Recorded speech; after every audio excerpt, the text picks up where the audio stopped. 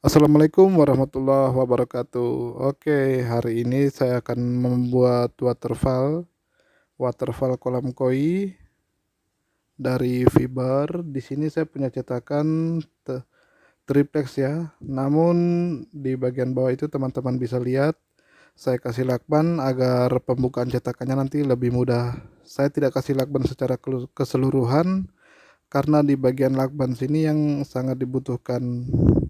Dan ini dia bahan dasar utamanya. Kemudian ini ada katalis, yang tadi itu resin yang pertama di jerigen besar. Kemudian ini saya menggunakan pewarna resin, dan selanjutnya di sini saya ada talc. Kemudian di sini ada kuas.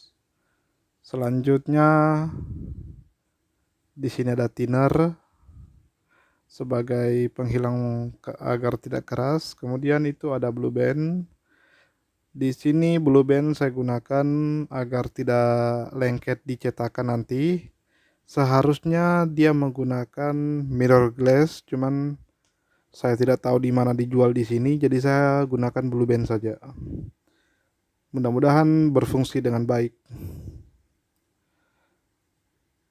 Setelah itu resin, katalis, pewarna, dan talc kita campur, dan ini dia adonannya. Teman-teman bisa lihat. Ini untuk lapisan pertama tanpa matte ya, hanya lapisan pertama saja agar hasilnya halus nanti. Makanya saya menggunakan talc di sini agar tidak terlalu cair. Sebenarnya untuk pendempulan bisa juga digunakan ini. Bagus juga, sangat bagus. Bagaimana cara pengerjaannya? Mari ikuti terus.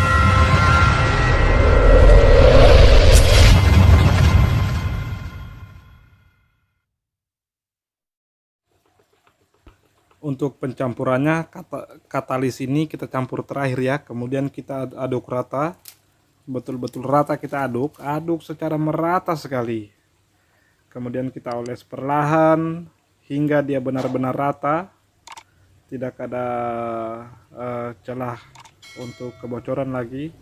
Ini betul-betul saya menggunakan 3 lapisan di sini, cuman saya tidak videokan semua. Untuk pelapisannya, yang jelas untuk olesannya harus rata secara keseluruhan agar hasilnya nanti bisa memuaskan. Kalau tidak rata biasa ada gelembung-gelembung, itu akan mengakibatkan kebocoran. Makanya untuk pengolesannya dia harus rata. Di sini teman-teman bisa lihat, ini baru lapisan pertama saya gunakan. Setelah oles secara merata, kita siapkan dua bahan ini. Yang pertama ini teman-teman bisa lihat, ini adalah serat anyam, kemudian ini adalah serat fiber, sama-sama serat fiber, cuman ini serat anyamnya ini. Ini untuk di lapisan kedua, ini di lapisan pertama saya gunakan, dan lapisan ketiga.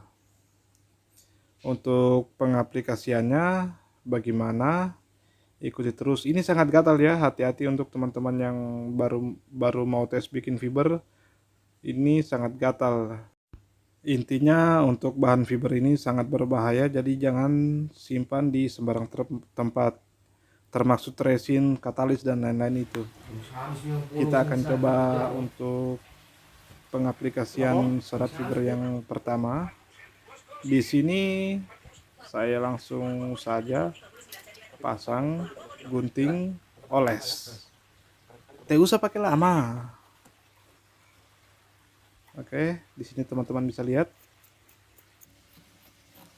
Saya gunting terlebih dahulu, termasuk bagian sudutnya ya, agar tidak ada gelembung. Karena gelembung itu sangat bahaya untuk pembuatan bak fiber, karena bisa mengakibatkan kebocoran. Nah, yang tadi kita menggunakan talc, untuk campuran kedua ini kita sudah tidak pakai pewarna lagi, hanya resin dan katalis saja. Jadi perbandingannya 100:1. Cuman di sini saya menggunakan takaran agak banyak, takaran katalis agak banyak agar keringnya lebih cepat. Makanya saya gunakan katalis lebih banyak. Untuk campuran normalnya dia 100:1. Di sini teman-teman bisa lihat, harus teman-teman pastikan bahwa untuk pengolesannya di bagian serat fiber ini harus betul-betul merata tanpa ada gelembung yang dihasilkan dari olesan yang kita lakukan. Di sini saya hanya video untuk di lapisan pertamanya. Untuk lapisan kedua dan lapisan ketiga itu sama semua caranya dengan cara lapisan pertama ini.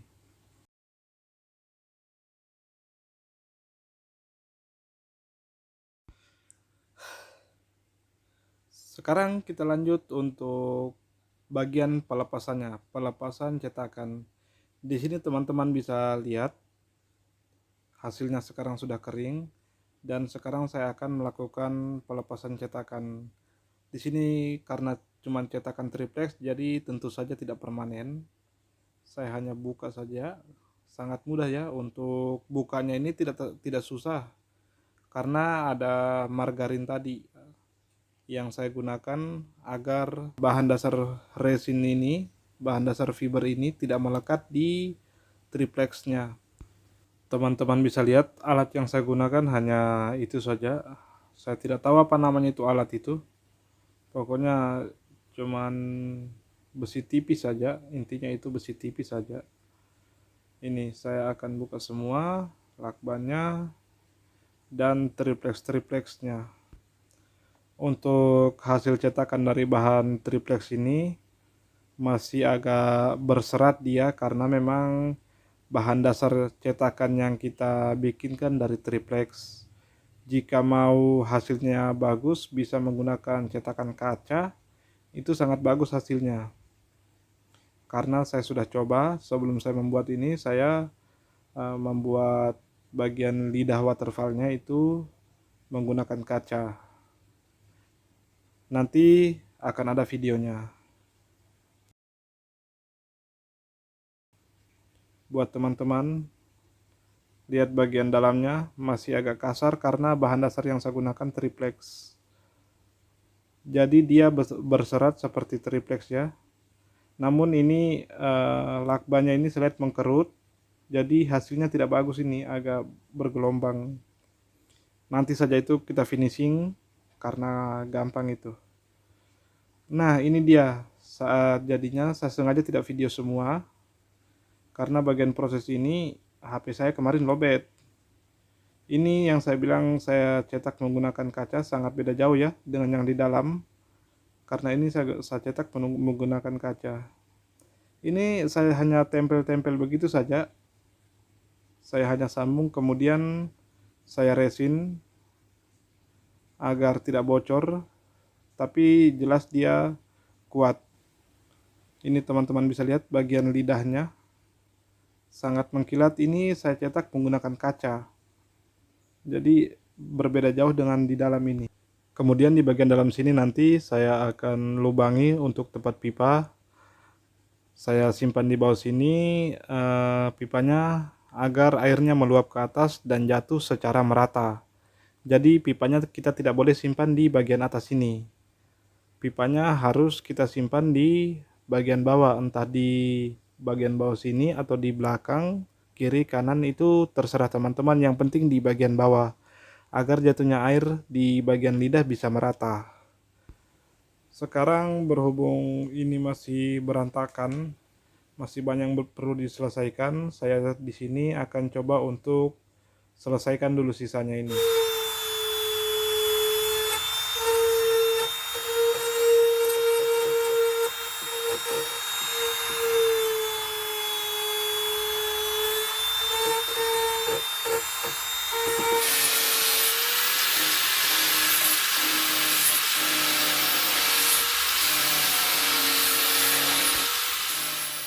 Setelah saya gurinda tadi halus, sekarang saya mau warna lagi sisanya yang gurinda tadi, sisa dari yang saya gurinda tadi.